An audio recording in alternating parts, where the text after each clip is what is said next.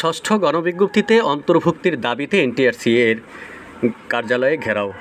শিক্ষক পদে নিয়োগের দাবিতে দ্বিতীয় দিনের মতো বেসরকারি শিক্ষক নিবন্ধন ও প্রত্যয়ন কর্তৃপক্ষ এনটিআরসি এর কার্যালয়ে ঘেরাও করেছেন 17তম নিবন্ধনের আবেদন বঞ্চিতরা। ভিউয়ার্স, যারা ভিডিওটি দেখছেন তাদের কাছে রিকোয়েস্ট, আপনি যদি আমার চ্যানেলে নতুন হয়ে থাকেন চ্যানেলটি সাবস্ক্রাইব করে পাশে থাকা বেল আইকনটি বাজিয়ে রাখুন। এনটিআরসি এর সকল তথ্য সবার আগে আপনারা জানতে পারবেন।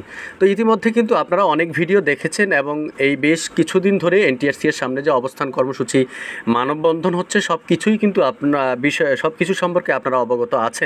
তবে এদিকে আপনারা এই ভিডিওটি দেখে কমেন্ট করে জানাবেন যে আসলে যৌক্তিকতা আছে কিনা। দেখেন যে 17তম শিক্ষক নিবন্ধনের সনদধারী যারা আছেন তারা কিন্তু 4 বছরই কিন্তু তাদের সময় চলে গেছে অলরেডি। এর জন্য অনেকে 35 বছরের বেশি হয়ে গেছে।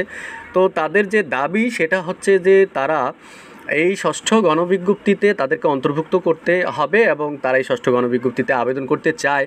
অনেকেই আছেন যে এই করোনাকালীন সময়ের কারণে কিন্তু তাদের বয়স 35 বছরের বেশি হয়ে গেছে, যার ফলে তারা কোনো একটি গণবিজ্ঞপ্তিতেও কিন্তু আবেদন করতে পারেনি।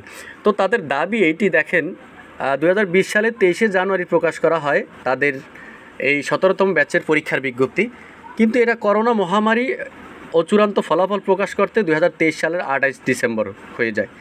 তো 1 বছরের নিবন্ধন পরীক্ষা শেষ করতে প্রায় 4 বছরের বেশি সময় অতিবাহিত হয়। 17তম নিবন্ধনধারী 750 জন কিন্তু 35 বছরের ঊর্ধ্বে হয়ে যায়। তো তাদের এই করোনাকালীন সময় কেমন বিষয়টি বিবেচনা গ্রহণ করা হয়নি বিধায় পঞ্চম গণবিজ্ঞপ্তিতেও কিন্তু তারা আবেদন করতে পারেনি, এমনটি তারা বলেছেন। তো কর্তৃপক্ষ 2020 সালের সার্টিফিকেট, মানে এনটিআরসি এর কর্তৃক 2020 সালের সার্টিফিকেট 24 সালে পাওয়ার পরও একটিবারও কোনো গণবিজ্ঞপ্তিতে আবেদনের সুযোগ তারা পায়নি।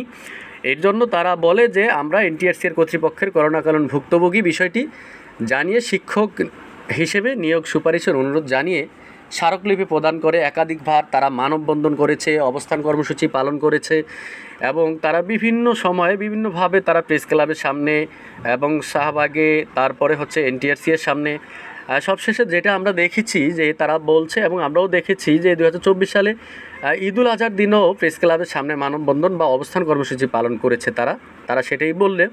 তো আন্দোলন করার ফলে সংশ্লিষ্ট মহলের সাথে তারা বারবার সাক্ষাৎ পাওয়ার সুযোগ এবং প্রত্যেক সাক্ষাতেই তারা মিথ্যা আশ্বাস দিয়ে আন্দোলন বন্ধ করার জন্য কৌশল অবলম্বন করে, এমনটিই বলেছেন এই 17তম শিক্ষক নিবন্ধন সনদধারীরা, যার ফলে প্রতিবারই তারা প্রতারণার শিকার হয়ে থাকে।